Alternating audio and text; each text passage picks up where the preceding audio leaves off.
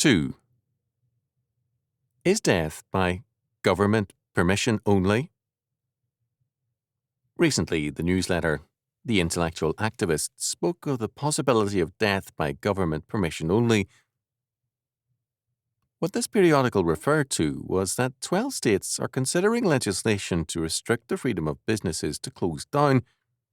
Before long, if such legislation is enacted, being broke or without customers will be no excuse.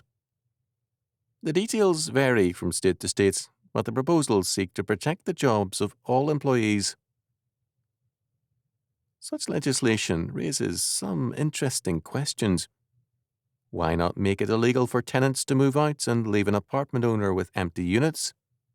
Again, why not make it illegal for a car to need repairs for 4 years or tires to wear out before so many miles of usage? If we can abolish by law the right to go broke, why not abolish the right to die? Can we extend man's life expectancy by making it illegal to die before the age of 100 without a heavy fine? How about some legislation against drought and floods, or against scorching heat? I am almost afraid to suggest such nonsense for fear someone will take me seriously.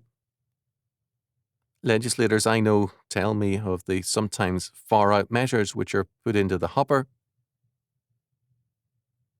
In 1971, I was in the San Fernando Valley of California when a disastrous earthquake hit on February the 9th at about 6 a.m. For a few days, there were aftershocks which left people a bit nervous. Everywhere, people spoke about the earthquake.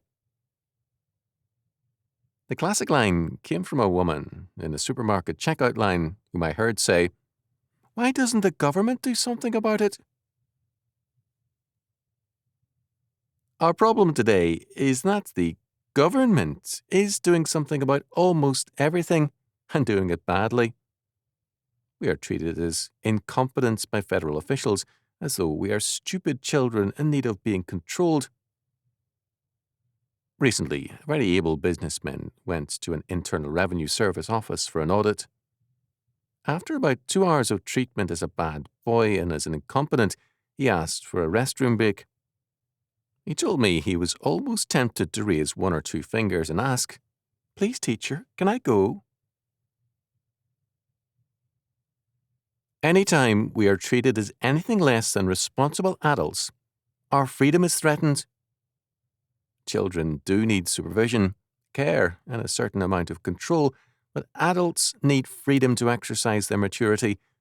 The whole foundation of Christianity and our form of civil government presupposes our responsibility and freedom. Moral choices are free choices. Freedom and responsibility are inseparable. The less freedom in a society, the less responsibility.